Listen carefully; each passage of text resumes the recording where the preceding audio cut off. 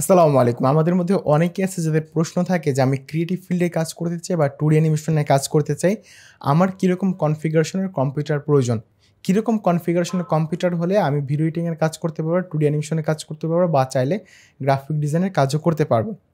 তো দেখেন, আপনি যদি বর্তমান সময়ে এসে বর্তমান সময়ে যে সফটওয়্যারগুলো আছে কাজ করার, গ্রাফিক ডিজাইন হোক, ভিডিও এডিটিং হোক বা 2D অ্যানিমেশন হোক, তাহলে আপনার কমপক্ষে ৳২৫,০০০ বাজেটের একটা কম্পিউটার নেওয়া দরকার।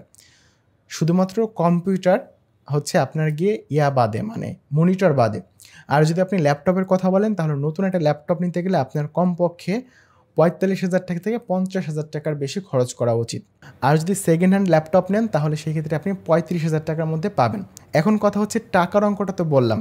কনফিগারেশন কী? মানে কীরকম কনফিগারেশন প্রসেসর দিয়ে আপনার কম্পিউটার বা ল্যাপটপ নেওয়া উচিত? আমি যদি কিনা কনফিগারেশনের কথা বলি তাহলে কনফিগারেশনের মধ্যে একটা কম্পিউটার তৈরি করতে গেলে আপনার অনেক জিনিস কেনা লাগবে বা আপনি যে দোকান থেকে বানাবেন সে আপনাকে অনেক জিনিস দিবে, যেমন পাওয়ার সাপ্লাই থাকতে পারে, মাদারবোর্ড থাকতে পারে, কেসিং থাকতে পারে, তারপরে কুলার থাকতে পারে, প্রসেসর থাকতে পারে, র্যাম থাকতে পারে। তবে র্যাম আর প্রসেসর এই দুইটা জিনিস হচ্ছে মেন। এই দুইটা জিনিসের উপরে আপনার স্পিড এবং বাকি জিনিসগুলো হচ্ছে ডিপেন্ড করে। আর মেনলি আপনি যখন দোকানে যাবেন একটা কম্পিউটার নেওয়ার জন্য, আপনি যখন বলবেন যে আমি এই প্রসেসর চাই, কোরাই 3 জেনারেশন এবং 8 GB র্যাম চাই, তাহলে আপনার ওই প্রসেসর এবং র্যামের জন্য আপনার যে মানের কম্পিউটার দরকার বাকি পার্টসগুলো ওরা আপনাকে দিয়ে দিবে। তো বাকি পার্টসগুলো হচ্ছে আপনার এই প্রসেসর এবং র্যামের উপরে ডিপেন্ড করে আপনি লাগাবেন, ওইটার সাথে ম্যাচ করে আপনাকে লাগিয়ে দেবে। আর মেন আপনার যে প্রাইস সেটাই প্রসেসর এবং র্যামই হয়ে থাকে। তাই আমরা এই দুইটা নিয়ে আলোচনা করব। তো আপনি যদি কিনা এই প্রসেসর এবং র্যাম নিতে চান তাহলে কীরকম মানের নেবেন? আপনি যদি কোরাই 3 ভিতরে নেন, কোরাই 3 বলতে এই প্রসেসরগুলো দুইটা কোম্পানির বেশিরভাগ হয়ে থাকে আমাদের বাংলাদেশে। সেই ক্ষেত্রে একটা কোম্পানি হচ্ছে ইন্টেল। তো ইন্টেলের প্রসেসরগুলোকে আমরা কোর আই এটা দিয়ে হচ্ছে দেখি, এটা লেখা থাকে ইন্টেল কোরাই এত, ইন্টেল কোরাই এত এরকম। আরেকটা আছে সেটা হচ্ছে রাইজেন। তো রাইজেন এবং হচ্ছে ইন্টেলের দুইটা কোম্পানির প্রসেসর থাকে। আপনি যদি কিনা ইন্টেলের মধ্যে দেখেন তাহলে সর্বনিম্ন আপনি Intel core i 3 8 Gen 8 GB RAM, এইটা হচ্ছে আপনার সর্বনিম্ন বাজেটে নেওয়া উচিত। আর যদি রাইজেনের কথা বলি তাহলে রাইজেনের মধ্যে আপনার নেওয়া উচিত রাইজেন 3600G। তো রাইজেন 3600 যদি কিনা আপনি নেন, সাথে 8 GB র্যাম নেন, তাহলে আপনি কাজ করতে পারবেন। কিন্তু রাইজেন 3400G নিলে বর্তমান সময়ের বিভিন্ন সফটওয়্যারগুলো আপনি যখন ইনস্টল করবেন হ্যাং করবে। তো রাইজেনের বিষয়টাতে গেল, আর এটা হচ্ছে আমাদের ইন্টেলের বিষয়টা।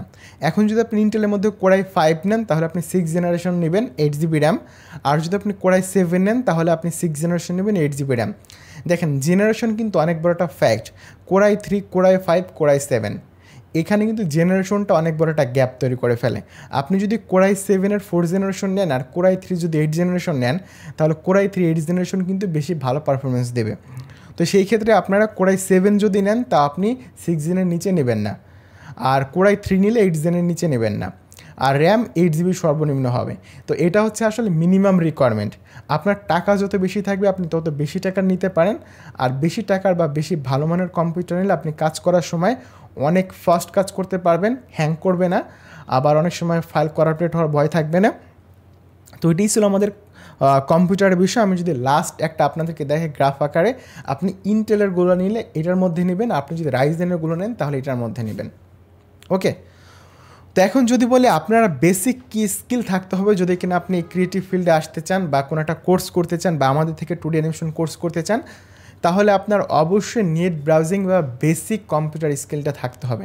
এখন অনেকে বলতে পারে ভাই আমি তো কম্পিউটার স্কিল আগে থেকে নেই, আমি চাচ্ছি যে একটা কম্পিউটার কিনে আপনাদের এখানে ভর্তি হব, তো আমি কি কম্পিউটার কিনে আগে বেসিক স্কিলটা শিখবো? আমি বলবো হ্যাঁ, কম্পিউটার কিনে আপনি বেসিক স্কিল চাইলে শিখতে পারেন, বা আপনি চাইলে কম্পিউটার কিনে আমাদের এখানে ভর্তি হয়ে যেতে পারেন। দেখা যায় 15 দিনের মধ্যে আপনি বেসিক স্কিলটা শিখে যাবেন। আর এটা আসলে ডিপেন্ড করে আপনি কতটা ফাস্ট লার্নার। আমাদের এখানে অনেকে আছে যারা কোনো কম্পিউটার কিনেছে আমাদের এখানে ভর্তি হওয়ার জন্য, এবং ভর্তি হয়েও অনেকে কম্পিউটার কিনে ভালো কিছু করছে। আবার অনেকে এমন আছে যারা কিনা 3-4 বছর বা 10 বছর ধরে কম্পিউটার ব্যবহার করে, তার কম্পিউটার অনেক জিনিস জানে, কিন্তু আলটিমেটলি অ্যানিমেশনে ভালো কিছু করতে পারে না, কারণ ডেডিকেশনের অভাব। তার রেগুলার সময় দিতে পারেনি, কিছুদিন কাজ করার পরে আর ভাল লাগেনি, তখন তারা আসলে এই ফিল্ড থেকে ঝরে পড়েছে। আর যারা কিনা ডেডিকেশন নিয়ে কাজ করেছে, যারা কিনা ফাস্ট লার্নার, খুব দ্রুত শিখেছে, 3 মাস টানা তারা সময় দিয়েছে 5 থেকে 6 ঘন্টা, তারা কিন্তু এই ফিল্ডে ভালো করেছে। তো আপনি যদি কিনা 2D অ্যানিমেশন শিখতে চান আমাদের কোর্সে ভর্তি হন। বেসিকটা থাকলে অনেক ভালো, বেসিক জানা না থাকলে সমস্যা নেই। যদি আপনি ফাস্ট লার্নার হন এবং আপনি যদি কম্পিউটার কিনেই ভর্তি হন, এবং এখানে সময় দেন তাহলে আপনিও পারবেন। তারপরে হচ্ছে কম্পিউটারের পাশাপাশি আপনার আসলে কী কী থাকা লাগবে 2D অ্যানিমেশন শেখার জন্য।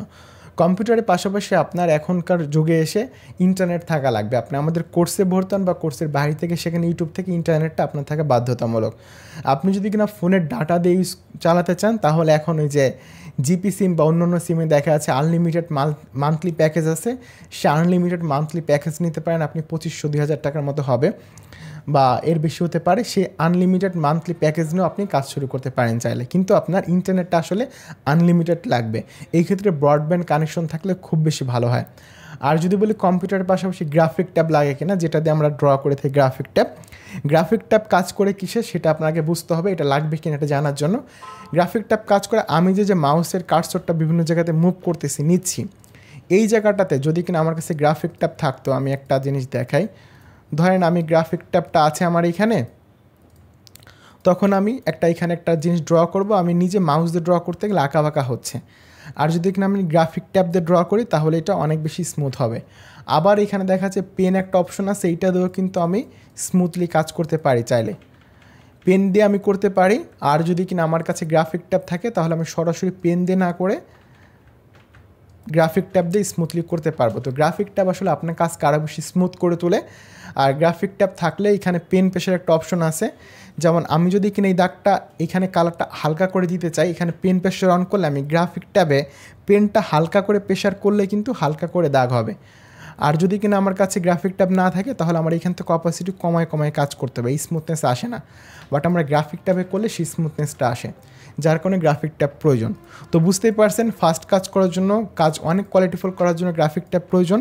তার মানে এইটা না যে গ্রাফিক ট্যাব স্যার আপনি কাজ করতে পারবেন না, গ্রাফিক ট্যাব স্যারে আপনি মাউস দিয়ে কাজ করতে পারবেন।